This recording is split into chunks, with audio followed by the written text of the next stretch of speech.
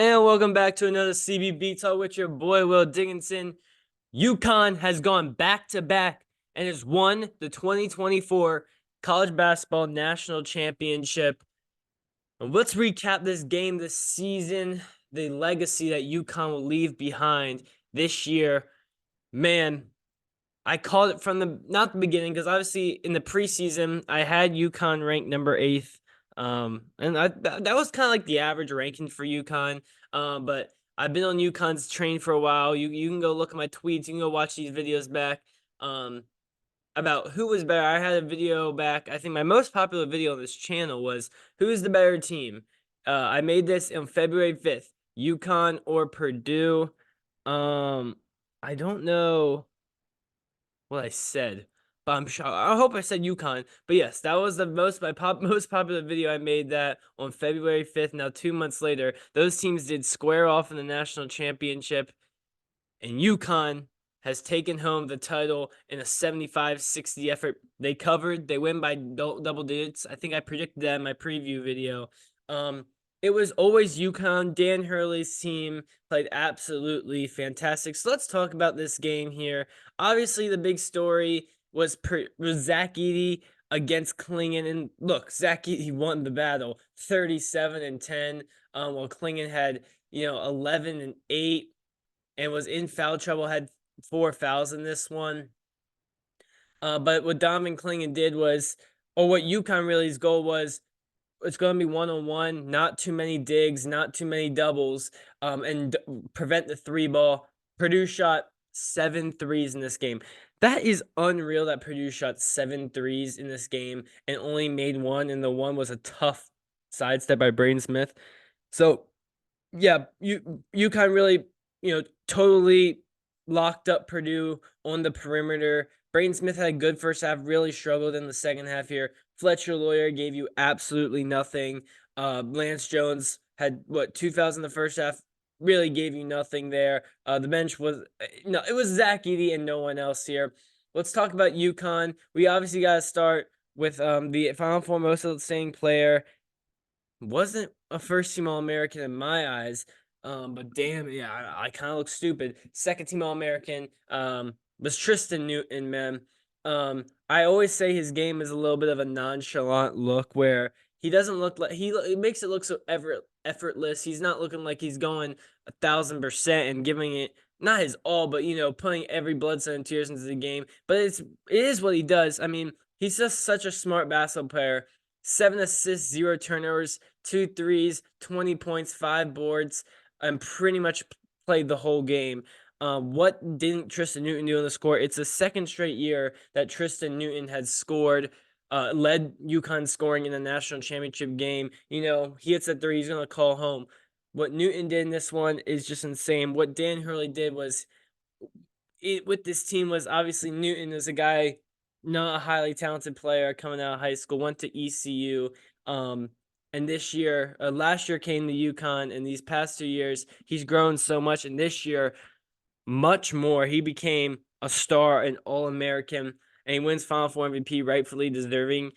Stephon Castle continues to impress me. I mean, every time he goes out there, I think he looks better.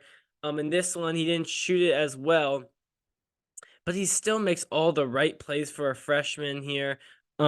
He was very active on the offensive glass. I felt like 15 points. He did miss 2 free throws in a row, which was interesting. But besides that, he hit a big 3. I just love the way he plays. And defensively, what he did on Braden Smith has to go noticed. He as a freshman, the way he just buyed in and was like, I'm gonna play the defensive role. I'm okay with that. It's honestly just so good to see. And 5-star freshmen should take a look at what Stephon Castle did and try to replicate it, and find a situation where you don't have to be the best player, but if you can play your role, contribute to winning, and show your potential, and still get a lot of minutes, you should do that. Castle came into this UConn team, fit like a glove. Look, one of the games they lost, they didn't have Castle. One of the games they lost, they didn't have Klingon. So look, UConn at full strength was pretty much unbeatable. I mean, yeah, Klingon was in foul trouble, didn't have a great offensive game, but I still thought he was very impact. He made it hard on Edey. Edey had 37 points. About 10, 8 of them or so was, easy ones at the end of the game. But Clingan made it hard. Look, Edey still missed 10 shots, so it wasn't like Edey was just making everything. Cam Spencer, 8 rebounds in this one. A guy who just does the right thing at all times. He hit that opening 3 ball to start the game, made a lot of smart plays in the mid-range area. Offense crashes the boards really well. Hurley brought him in from Rutgers, man, and he fit like a glove again on this team. A perfect guy to just have a high motor, gets the crowd environment. And he's not like a Newton who doesn't show a lot of emotion. Spencer will, and man, he played great. Caravan, he does all the right things. I think Alex Caravan, I'm assuming he's going to stay next year, can really break out. He didn't shoot the 3 ball well, 1 for 6, but he again makes the right play every time. I thought only one time all game he didn't make a right play is when he settled for a 3 ball in the second half that you could have wasted some more time off the clock. End of the day, didn't matter. DR came off the bench, had 9. He scored 0 in the final, in the semifinal.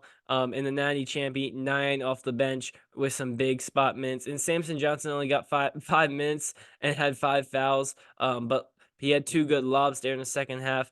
And man, this UConn team is just one of the greatest of all time. You can see the title of this video is UConn the greatest team of all time? I can't tell you if they're the greatest team of all time, but man, it's crazy to say to think how good this team is. Rolled through the non-con, only lost at Kansas without Stephon Castle. Can't blame them there. They win the Big East regular season with only 2 losses, both coming on the road. Roll through the Big East tournament and then win every game by at least 15 points in the NCAA tournament. Obviously the first team to go back to back since Florida, but in such a different way than Florida. Florida brought back their 7 best players and did it again, which is not easy, but I think this is way more impressive what UConn did. Look, last year the team lost their 3 best players in Sonogo, Jordan Hawkins, and oh my god, Andre Jackson. God, I forgot his name for a second. And yes, Tristan Newton was a good player. He led the team in scoring actually in the national championship. Caravan was there. Clingan was a bit player. But then you bring in guys like Cam Spencer, and then you got Stephon Castle, and the growth of Diarra and Samson Johnson. It just shows how good of a coach Dan Hurley is. He's gonna be a Hall of Famer. He's not leaving UConn. UConn's an official blue blood. I was pretty much considering them a blue blood already, but now look at it. 6 national championships in 25 in the last 25 years is unreal. Again, this team was just so good. They covered the spread and everyone. They had the greatest point differential in NCAA tournament history. It's just again remarkable to see what they did here. And the way they played defense on Purdue in this one was just so special, man. Not letting him shoot the 3 ball at all. Letting Edey do his thing I thought was right. And obviously Zach Edey had one of the greatest tournament runs of all time. Zach Edey will be a college basketball legend forever. But he didn't get the national championship, and Purdue ran into a freaking juggernaut. I've been calling it them that for a while. And I'm so happy for the Huskies and Hurley, man. They deserve it. They do it the right way. They use the portal, but they don't rely on it. They bring in freshmen. They grow from within as well. UConn proved how you win in college basketball is you have to take a little mixture of all. You need some youth. You need a lot of experience. You need NBA talent. You need transfer portal guys. They show the way to win in college basketball, man. A team that wasn't the national championship favorite coming into the year, but quickly showed that UConn's still as good as they always are. What a year from the Huskies, man. And it wasn't a great game, but I thought it was very entertaining, especially in that first half when Purdue really kept it close. They were, they didn't shoot threes, but they kept getting what they wanted inside. Braden Smith played really good in that first half. But we saw what the UConn always does. They come out in the second half and they have a game plan and they just wear teams down because their offense is so efficient, the constant movement, any guy can score. They have 5 guys on offense that are threats at all time, which is so hard to defend. And it showed out. Connecticut Huskies, UConn is a national champion once again, which is great. So where does this team rank all time? It's kind of what I'm thinking.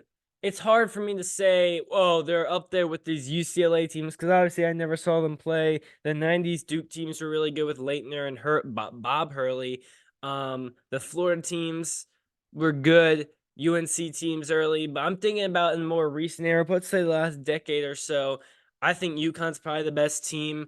I have the best 3 teams since I've really been paying attention are 18 Nova, 21 Baylor, and this. I think this team now is the top. I think it's them and 18 Nova. Obviously, when you look back on this team in 5 years, you'll see how many of them are impact NBA guys. I really do think Stephon Castle and Klingon will, and I think Tristan Newton can as well. I wouldn't be surprised though if we see a guy like Cam Spencer be in the NBA and be a reliable shooter. But man, this team really showed its dominance. They finished with the 5th highest KenPom rating of all time since it dates back to, I believe, 1997. They won the 2nd most games from a national champion. They again had the highest point differential. I mean, whatever you think of the 2024 UConn Huskies, it will be dominance. The 6th national championship. We saw Ray Allen there, Rip Hamilton, Jim Calhoun was in the building. Legends from UConn, and they did it again, man.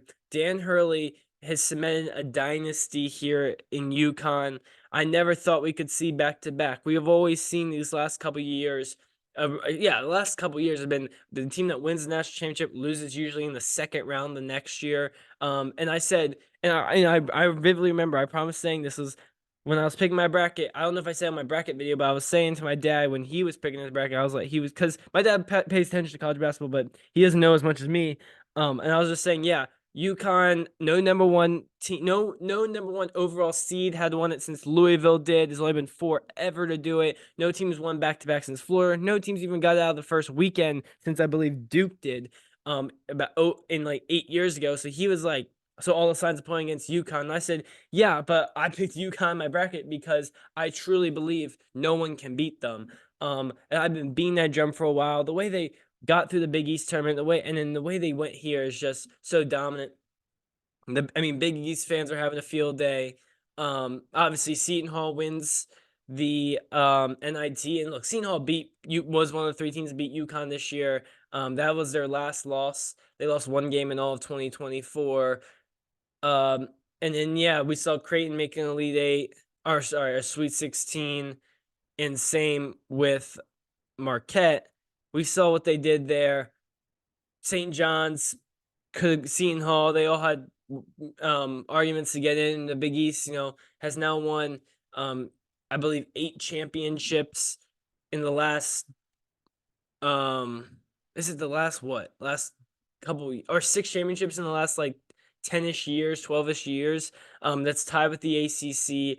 They're a basketball conference. I never want to see UConn leave it. The Big Ten still looking for their first national championship since 2000, and it's tough. I mean, this is Purdue's best year. We'll see what Purdue looks like next year. Obviously, you're not going to have Edey or Lance Jones, but they can bring back mostly anyone. I'm assuming they'll get someone through the portal, but obviously, you just take away Edey from this team, and we saw how good they were. Not great.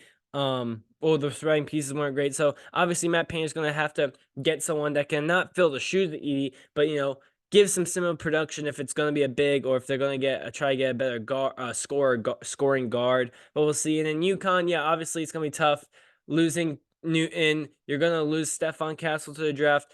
I'm guessing you're losing Klingon to the draft. Cam Spencer's out of eligibility. So as your top 4 players pretty much gone. Caravan will come back for a junior year, I expect. I think DR can come back. Samson Johnson I think he's a junior, should fill a center role perfectly. I do. And you're going to have guys like Stewart, who's a freshman, who I think has great potential. Ball's a freshman. Ross. These are guys that I think will be able to grow. They're role players. Or in some cases didn't play at all. But I do think Obviously, Dan Hurley's going to build through the transfer portal and gets guys that will contribute to winning. And by the time I have my preseason rankings out, I'm sure UConn will be in my top 5.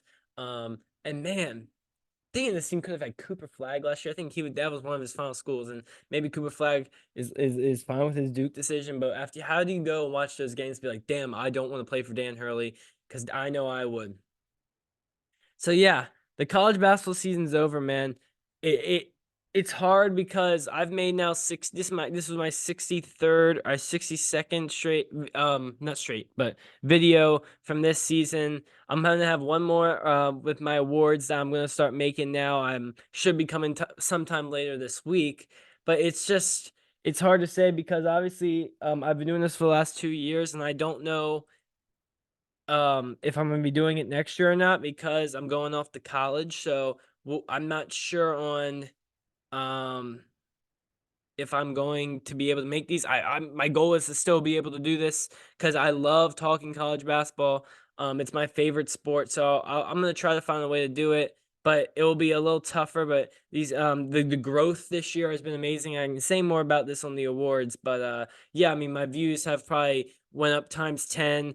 More subscribers, more interaction, so it's great, and I'm hoping to keep growing this. And UConn made this season super fun. Purdue was a really good team, and it was a good team for me to root against. So hopefully next year, more great storylines and another great champ. But we had a great championship, a great tournament, another good one shining moment. And yeah, UConn. Is it the greatest team ever? Probably not. Is it the greatest team in my lifetime? Possibly. But it was a great team and a great season, and we'll see you for the awards show coming later this week. Thanks for watching, and make sure you subscribe.